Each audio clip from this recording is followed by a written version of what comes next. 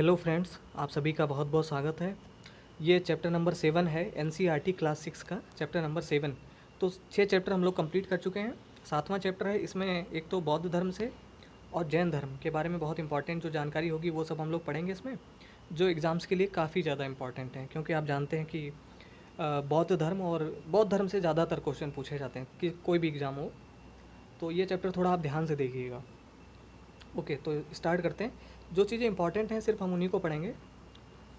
तो बौद्ध धर्म के संस्थापक सिद्धार्थ थे। तो भगवान बुद्ध के बचपन का नाम सिद्धार्थ था, जिन्हें गौतम के नाम से भी जाना जाता है। उनका जन्म 2500 वर्ष पूर्व हुआ था, यानी आज से 2500 साल पहले हुआ था। यह वह समय था जब लोगों के जीवन में तेज़ी से परिवर्तन हो रहे थे। जैसा कि आपने अध्याय 6 में पढ़ा, महाजनपदों के कुछ राजा इस समय बहुत शक्तिशाली हो गए थे। हजारों सालों के बाद फिर से नगर उभर रहे थे। गाँव के जीवन में भी बदलाव आ रहा था, जो कि अध्याय 10 में देखेंगे। बहुत से विचारक इन परिवर्तनों को समझने का प्रयास कर रहे थे। वे जीवन के सच्चे अर्थ को भी जानना चाह रहे थे। तो उसके आगे है, बुद्ध क्षत्रिय थे तथा शाक्य नामक एक छोटे से गण से संबंधित थे। तो यहाँ पर एक क्वेश्चन पूछा जा सकता है कि बुद्ध किस गण से संबंधित है, तो वो शाक्य गण से संबंधित थे। युवावस्था में ही ज्ञान की खोज में उन्होंने घर के सुखों को छोड़ दिया। अनेक वर्षों तक वे भ्रमण करते रहे तथा अन्य विचारकों से मिलकर चर्चा करते रहे। अंततः ज्ञान की प्राप्ति के लिए उन्होंने स्वयं ही रास्ता ढूंढने का निश्चय किया। इसके लिए उन्होंने बोध गया जो कि बिहार में है, एक पीपल के नीचे कई दिनों तक तपस्या की। अंततः उन्हें ज्ञान प्राप्त हुआ। इसके बाद से वे बुद्ध के रूप में जाने गए। तो जब सिद्धार्थ यानी गौतम को जब ज्ञान प्राप्त हुआ, तब वे बुद्ध कहलाए गए।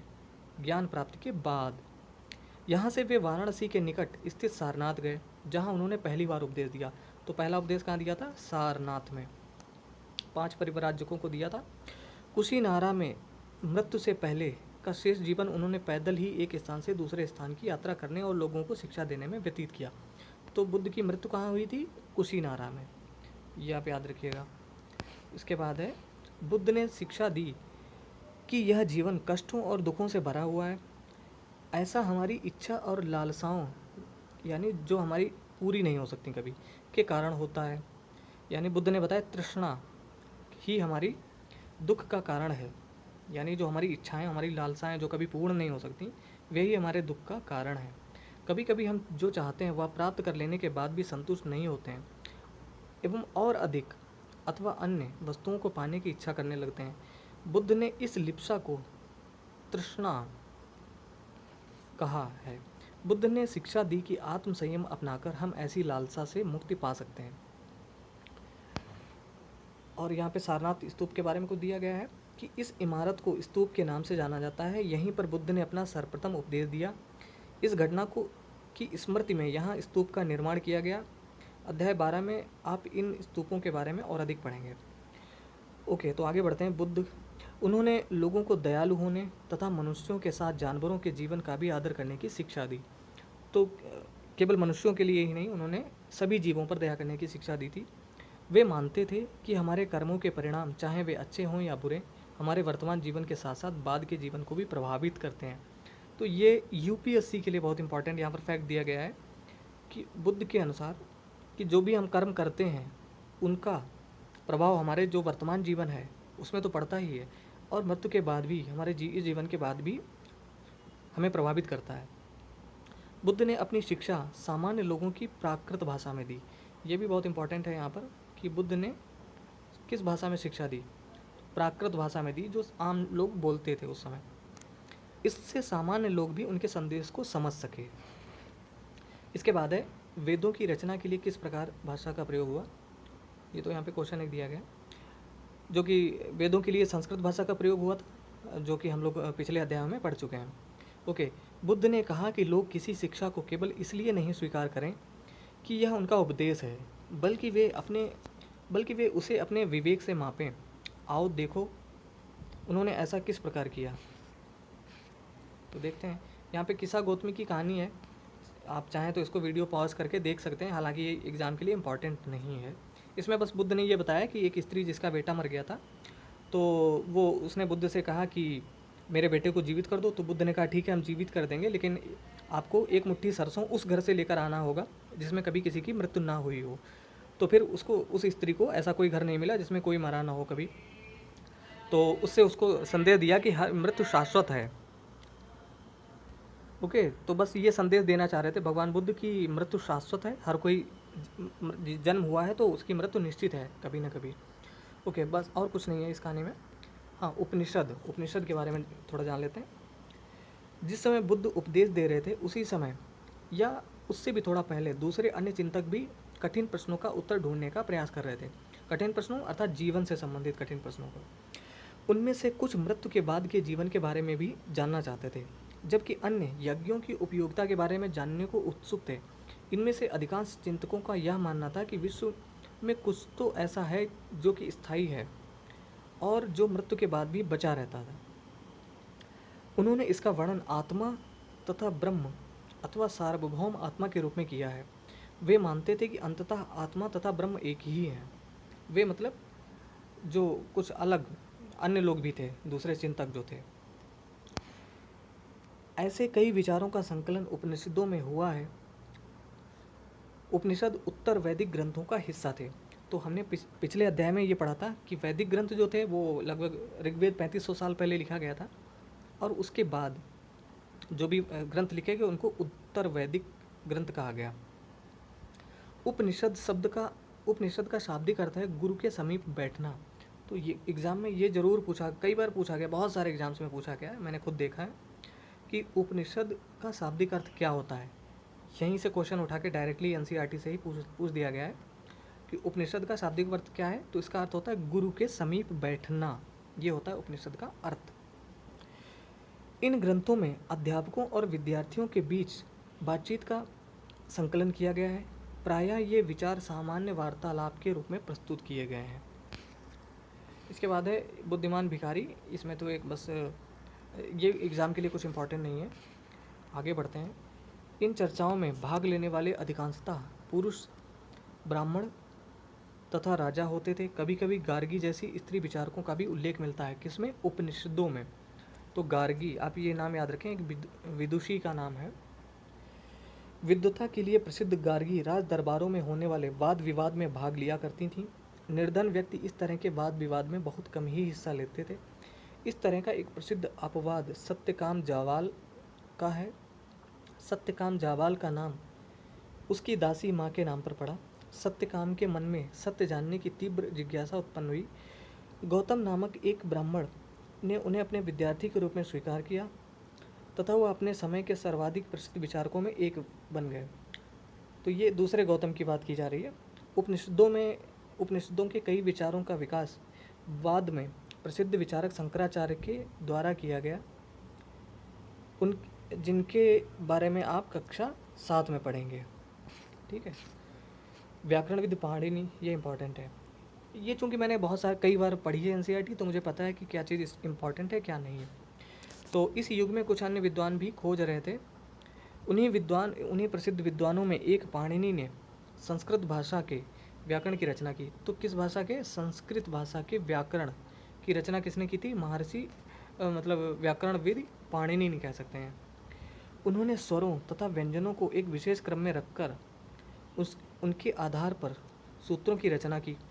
ये सूत्र बीजगणित के सूत्रों से काफ़ी मिलते जुलते हैं। इनका प्रयोग कर उन्होंने संस्कृत भाषा के प्रयोगों के नियम लघु सूत्रों लगभग 3000 के रूप में लिखे। ठीक है। और आप जानते होंगे कि अगर आपने कभी पढ़ा हो या सुना हो कि 14 माहेश्वर सूत्र भी महर्षि पाणिनि ने लिखे थे, बनाए थे, और उसी पर पूरी संस्कृत की व्याकरण आधारित है। और वो 14 सूत्र बड़े कठिन हैं, मुझे याद है, मैं आपको सुना दे रहा हूँ। वो कुछ इस प्रकार से हैं। अयुड़ रिलक एवण एवच है वर्ड लण अमंगणनम छमज गड़दस जब गड़दस खपचट चचट तब कपय सर हल। तो ये 14 योग माहेश्वर सूत्र हैं, इनको माहेश्वर सूत्र कहा जाता है। ये भी महर्षि पाणिनि ने ही लिखे थे। और पौराणिक मान्यता तो ये है कि जब शंकर जी ने डमरू बजाए थे तब ये 14 सूत्र उस डमरू से निकले थे और उसको बाद में उन्होंने लिख दिया था और उसी पर पूरी संस्कृत भाषा की व्याकरण लिखी थी। ओके, आगे बढ़ते हैं। जैन धर्म। इसी युग में अर्थात लगभग 2500 वर्ष पूर्व जैन धर्म के सर्वाधिक महत्वपूर्ण विचारक वर्धमान महावीर ने अपने विचारों का प्रसार किया।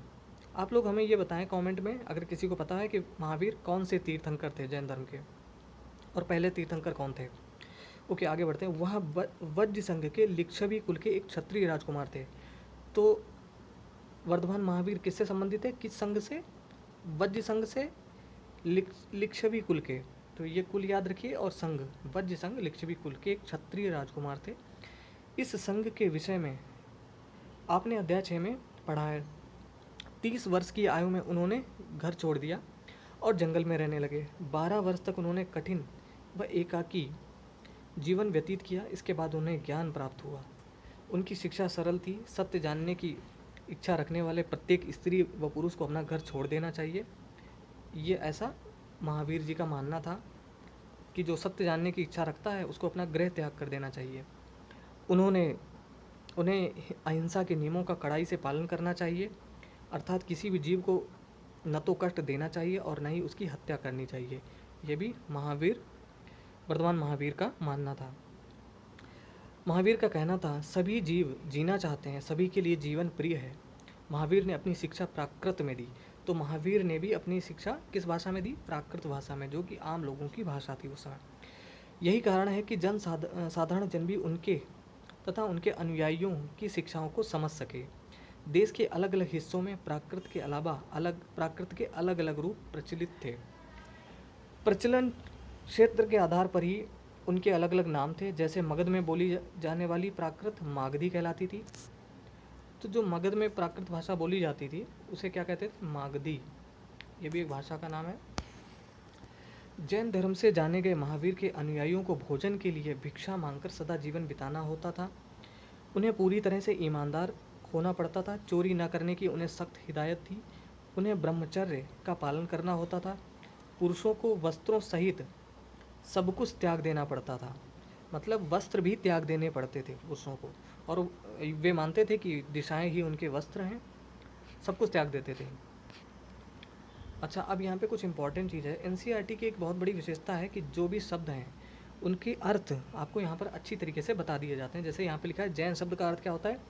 जैन शब्द जिन शब्द से निकला है जिसका अर्थ है विजेता। तो ये आप याद रखिए, क्वेश्चन पूछा गया है कई बार और पूछा भी जा सकता है आगे भी। अधिकांश व्यक्तियों के लिए ऐसे कड़े नियमों का पालन करना बहुत कठिन था। फिर भी हजारों व्यक्तियों ने इस नई जीवन शैली को जानने और सीखने के लिए अपने घरों को छोड़ दिया। कई अपने घर पर ही रहे और भिक्षुणी बने लोगों को भोजन प्रदान कर उनकी सहायता करते रहे। मुख्यतः व्यापारियों ने जैन धर्म का समर्थन किया। किसानों के लिए इन नियमों का पालन करना अत्यंत कठिन था, क्योंकि फसल की रक्षा के लिए उन्हें कीड़े मकोड़ों को मारना पड़ता था। मतलब कि जैन धर्म का पालन करने के लिए इतनी शक्ति थी कि कीड़े मकोड़े किसी भी जीव को नहीं मार नहीं सकते कभी भी। ये उनकी शिक्षाओं में था महावीर की। बाद की सदियों में जैन धर्म उत्तर भारत के कई हिस्सों के साथ साथ गुजरात, तमिलनाडु और कर्नाटक में भी फैल गया। महावीर तथा उनके अनुयायियों की शिक्षाएं कई शताब्दियों तक मौखिक रूप में ही रहीं। वर्तमान रूप में उपलब्ध जैन धर्म की शिक्षाएं लगभग 1500 वर्ष पूर्व गुजरात में बल्लभी नामक स्थान पर लिखी गई थी। तो किस स्थान पर लिखी गई थी? बल्लभी नामक, जो कि ये स्थान कहाँ पर है? गुजरात में है। तो 1500 साल पहले उनकी शिक्षाओं को लिखा गया था। अब है संघ के बारे में जान लेते हैं थोड़ा सा। महावीर तथा बुद्ध दोनों का ही मानना था कि घर का त्याग करने पर ही सच्चे ज्ञान की प्राप्ति हो सकती है। ऐसे लोगों के लिए उन्होंने संघ नामक संगठन बनाया, जहां घर का त्याग करने वाले लोग एक साथ रह सकें। संघ में रहने वाले बौद्ध भिक्षुओं के लिए बनाए गए नियम विनय पिटक नामक ग्रंथ में मिलते हैं। तो बौद्ध भिक्षुओं के लिए जो नियम बनाए गए थे संघ में रहने वाले बौद्ध भिक्षुओं के लिए, वो किस ग्रंथ में मिलते हैं? विनय पिटक में। ये याद रखिए, क्वेश्चन इंपॉर्टेंट है। विनय पिटक से हमें पता चलता है कि संघ में पुरुषों और स्त्रियों के रहने की अलग अलग व्यवस्था थी। इसका मतलब है संघ में स्त्रियां भी रहती थीं, लेकिन अलग उनकी व्यवस्था होती थी। सभी व्यक्ति संघ में प्रवेश ले सकते थे। हालांकि संघ में प्रवेश के लिए बच्चों को अपने माता पिता से, दासों को अपने स्वामी से, राजा के यहाँ काम करने वाले लोगों को राजा से तथा कर्जदारों को अपने देनदारों से अनुमति लेनी होती थी। तो बौद्ध संघ में कोई भी शामिल हो सकता था। अगर कोई बच्चा शामिल होना चाहता था तो उसको अपने माता पिता से अनुमति लेनी पड़ती थी, दास होता था तो स्वामी से। इसी प्रकार से एक स्त्री को इसके लिए अपने पति से अनुमति लेनी होती थी। तो ये भी इम्पोर्टेंट है, इसको याद रखिए। संघ में प्रवेश लेने वाले स्त्री पुरुष बहुत सादा जीवन जीते थे। वे अपना अधिकांश समय ध्यान में करने में बिताते थे। तो ये भी इम्पोर्टेंट है, ध्यान करते थे वे। और दिन के एक निश्चित समय में वे शहरों तथा गांव में जाकर भिक्षा मांगते थे। यही कारण है कि उन्हें भिक्खु या भिक्खुणी, साधु भिखारी के लिए प्राकृत शब्द, तो प्राकृत में भिक्खु या भिक्खुणी ये कहा गया जाता है, जिसका अर्थ होता है भिक्षु, भिक्षु या भिक्षुणी। ठीक है। वे आम लोगों को शिक्षा देते थे और साथ ही एक दूसरे की सहायता भी करते थे। किसी तरह की आपसी लड़ाई का निपटारा करने के लिए वे प्रायः बैठकें भी किया करते थे। मतलब अगर संघ में बहुत सारे लोग होते थे, अगर उनकी आपसी लड़ाई हो जाया करती थी, उसका निपटारा भी बैठकर किया करते थे। संघ में प्रवेश लेने वालों में ब्राह्मण, क्षत्रिय, व्यापारी, मजदूर, नाई, गणिकाएँ तथा दास शामिल थे।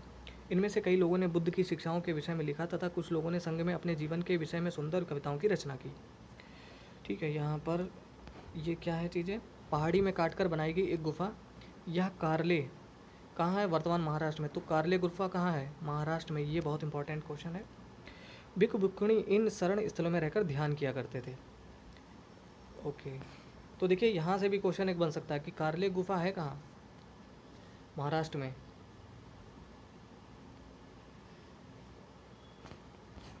बिहार के बारे में जानते हैं। जैन तथा बौद्ध भिक्खु पूरे साल एक स्थान से दूसरे स्थान घूमते हुए उपदेश दिया करते थे। केवल वर्षा ऋतु में जब यात्रा कठिन हो जाता था तो वे एक स्थान पर ही निवास करते थे। अर्थात पूरे वर्ष भर तो वे घूमते हुए उपदेश दिया करते थे, और वर्षा ऋतु में चूँकि आवागमन मुश्किल होता था, इसलिए वे एक स्थान पर रुक जाया करते थे बरसात के समय में। ऐसे समय में वे अपने अनुयायियों द्वारा उद्यानों में बनवाए गए अस्थायी निवासों में अथवा पहाड़ी क्षेत्रों की प्राकृतिक गुफाओं में रहते थे। तो वर्षा ऋतु में कहाँ रहते थे? अभी पूरा पढ़ लीजिए, इसमें फिर बताते हैं। जैसे जैसे समय बीतता गया, भिक्खु भिक्खुणियों ने स्वयं तथा उनके समर्थकों ने अधिक स्थायी शरणा स्थलों की आवश्यकता का अनुभव किया। तो उनको तो पता ही था कि प्रत्येक वर्ष बारिश होती है, तो हमको कहीं न कहीं ऐसे शरण स्थल बनाने चाहिए जहाँ पर बरसात के समय में रुका जा सके। तब कई शरण स्थल बनाए गए जिन्हें विहार कहा गया। आरंभिक विहार लकड़ी के बनाए गए थे। तो ये थोड़ा सा याद रखिए आप कि आरंभिक विहार जो है, विहार मतलब रहने का स्थान, वर्षा ऋतु में जो बौद्ध भिक्खु भिक्खुणी रहा करते थे। तो प्रारंभ में ये विहार किससे बनाए गए थे? लकड़ी के बनाए गए थे, और बाद में इनके निर्माण में ईंटों का प्रयोग होने लगा। पश्चिमी भारत में विशेषकर कुछ विहार पहाड़ियों को खोद कर बनाया गया था। खोद कर बनाए गए थे मतलब पहाड़ खोद कर। एक बौद्ध ग्रंथ से ज्ञात होता है क्या? जिस तरह महासागरों के मिलने पर नदियों की अलग अलग पहचान समाप्त हो जाती है, ठीक उसी तरह बुद्ध के अनुयायी जब भिक्षुओं की श्रेणी में प्रवेश करते हैं तो वे अपना वर्ण, श्रेणी और परिवार सब त्याग देते हैं, यानी सब एक जैसे हो जाते हैं। प्रायः किसी धनी व्यापारी, राजा अथवा भूस्वामी द्वारा दान में दी गई भूमि पर विहार का निर्माण होता था। स्थानीय व्यक्ति भिक्खु भिक्खुणियों के लिए भोजन, वस्त्र तथा दवाई लेकर आते थे, जिसके बदले ये भिक्खु और भिक्खुणी लोगों को शिक्षा देते थे। आगे आने वाली शताब्दियों में बौद्ध धर्म उपमहाद्वीप के विभिन्न हिस्सों के साथ साथ बाहरी क्षेत्रों में भी फैल गया। अध्याय 10 में आप इसके बारे में और अधिक पढ़ेंगे। अब इसके बाद है आश्रम व्यवस्था। आश्रम व्यवस्था में थोड़ा सा जान लेते हैं। जैन तथा बौद्ध धर्म जिस समय लोकप्रिय हो रहे थे, लगभग उसी समय ब्राह्मणों ने आश्रम व्यवस्था का विकास किया। तो आश्रम व्यवस्था का विकास किसने किया? ब्राह्मणों ने। यह आश्रम शब्द का तात्पर्य लोगों द्वारा रहने तथा ध्यान करने के लिए प्रयोग में आने वाले स्थान से नहीं है, बल्कि इसका तात्पर्य जीवन के एक चरण से है। तो देखिए यहाँ पे बहुत इंपॉर्टेंट एक बात है कि यहाँ पर आश्रम शब्द का मतलब ये नहीं है कि किसी की कुटिया शब्द से नहीं यहाँ पर मतलब है। तो यहाँ पर जो आश्रम शब्द का प्रयोग किया गया वो उसका जीवन के एक चरण से है। तो जीवन के जो चरण होते हैं वो हम यहाँ पर अभी देखेंगे कौन कौन से होते हैं। तो ब्रह्मचर्य, गृहस्थ, वानप्रस्थ तथा संन्यास नामक 4 आश्रमों की व्यवस्था की गई। तो कौन कौन से 4 आश्रम बनाए गए? ब्रह्मचर्य, गृहस्थ, वानप्रस्थ तथा संन्यास। ये 4 आश्रम होते हैं जीवन के, इनको आप याद रखें थोड़ा सा। ब्रह्मचर्य के अंतर्गत ब्राह्मण, क्षत्रिय तथा वैश्य से यह अपेक्षा की जाती है कि इस चरण के दौरान वे सादा जीवन बिताकर वेदों का अध्ययन करेंगे। तो ये प्रथम चरण ब्रह्मचर्य के दौरान वेदों का अध्ययन करेंगे। गृहस्थ आश्रम के अंतर्गत उन्हें विवाह कर एक गृहस्थ के रूप में रहना होता है। वानप्रस्थ के अंतर्गत उन्हें जंगल में रहकर साधना करनी थी। अंततः वे सब कुछ त्याग कर सन्यासी बन जाता था। अनतः उन्हें सब कुछ त्याग कर सन्यासी बन जाना था। तो आपने क्या देखा कि ब्रह्मचर्य के अंतर्गत क्या होता था कि एक सामान्य जीवन व्यतीत कर वेदों का अध्ययन करना होता था। गृहस्थ आश्रम में विवाह करके अपना रहना होता था। वानप्रस्थ के अंतर्गत जंगल में जाकर साधना करनी होती थी। और अंततः सन्यासी मतलब सब कुछ त्याग देना, तो उसे सन्यास कहते हैं। आश्रम व्यवस्था के लोगों को अपने जीवन का कुछ हिस्सा ध्यान में लगाने पर आश्रम व्यवस्था ने लोगों को अपने जीवन का कुछ हिस्सा ध्यान में लगाने पर बल दिया। प्रायः स्त्रियों को वेद पढ़ने की अनुमति नहीं थी। ये थोड़ा सा याद रखें आपकी, उस समय स्त्रियों को वेद पढ़ने की अनुमति थी कि नहीं थी? नहीं थी। और उन्हें अपने पतियों द्वारा पालन किए जाने वाले आश्रमों का ही अनुसरण करना होता था। यानी अगर ओके, मतलब जिसका भी अनुसरण कर रहे होते थे उसी का ही उन्हें भी अनुसरण करना होता था। अन्यत्र, तो अन्यत्र मतलब हमारे देश के अलावा अन्य कहाँ की क्या व्यवस्था थी, छोटा सा ये जान लेते हैं भाई। अन्यत्र भी एटलस में ईरान ढूंढो। जरथुस्त्र एक ईरानी पैगंबर थे। उनकी शिक्षाओं का संकलन जिंद अवेस्ता नामक ग्रंथ में मिलता है। जिंद अवेस्ता की भाषा तथा इनमें वर्णित रीति रिवाज वेदों की भाषा और रीति रिवाजों से काफ़ी मिलते जुलते हैं। जरथुस्त्र की मूल भाषा का सूत्र है सद्विचार, सद्वचन तथा सद्कार्य। हे ईश्वर, बल, सत्य प्रधानता एवं सद्विचार प्रदान कीजिए जिसके जरिए हम शांति बना सकें। 1000 से अधिक वर्षों तक जरथुस्त्रवाद ईरान का एक प्रमुख धर्म रहा। बाद में कुछ जरथुस्त्रवादी ईरान, मैं पढ़ के पूरा सुनाऊंगा आपको क्योंकि कठिन शब्द है लेकिन पढ़ूंगा ज़रूर। हाँ, जरथुस्त्रवादी ईरान से आकर गुजरात तथा महाराष्ट्र के तटीय नगरों में बस गए। वे लोग ही आज के पारसियों के पूर्वज हैं। तो वे लोग कौन थे? जो वर्तमान समय में पारसी हैं उन्हीं के पूर्वज थे। ओके, तो ये हमने देख लिया और इसमें बहुत सीधे चीज़ें, इंपॉर्टेंट चीज़ें हमने समझी। तो अब यहाँ पे सही गलत है ये सब आप कर लोगे। बुद्ध ने पशु बलि को बढ़ावा दिया, गलत। बुद्ध द्वारा प्रथम उपदेश सारनाथ में देने के कारण इस जगह का बहुत महत्व है, बिल्कुल सही है। तो प्रथम उपदेश कहाँ दिया था? सारनाथ में दिया था। ज्ञान कहाँ प्राप्त हुआ था? बोध गया में। तो ये सब कर लोगे आप।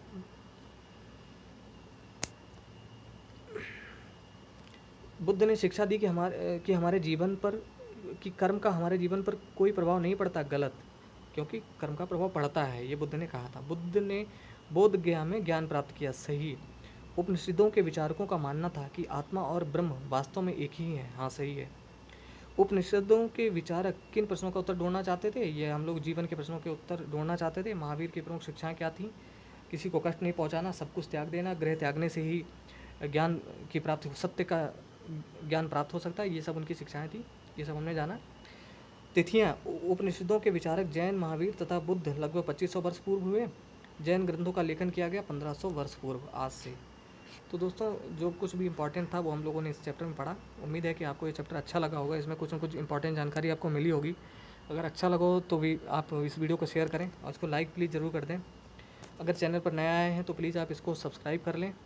और अगर आप इसके शॉर्ट नोट्स चाहते हैं तो वो आपको हमारे टेलीग्राम चैनल पर मिल जाएंगे, जिसकी लिंक डिस्क्रिप्शन में है। ओके दोस्तों, तो ये वीडियो देखने के लिए बहुत बहुत धन्यवाद। आपका दिन शुभ हो। तब तक के लिए नमस्कार। जय हिंद, जय भारत।